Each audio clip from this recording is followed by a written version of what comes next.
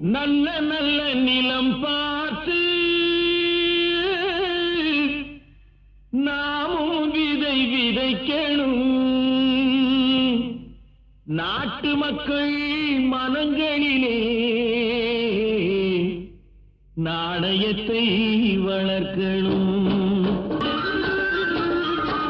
பார்முழுதும் மனித குல பண்புதனை விதைத்து பாமரர்கள் நெஞ்சத்திலே பகுத்தறிவை வளர்த்து போர் முறையை கொண்டவர்க்கு நேர்முறையை விதைத்து சீர்வளர தினமும் வேகமதை வளர்த்து பெற்ற திருநாட்டினிலே பற்றுதனை விதைக்கணும். பற்றுதனை விதைத்து விட்டு நல்ல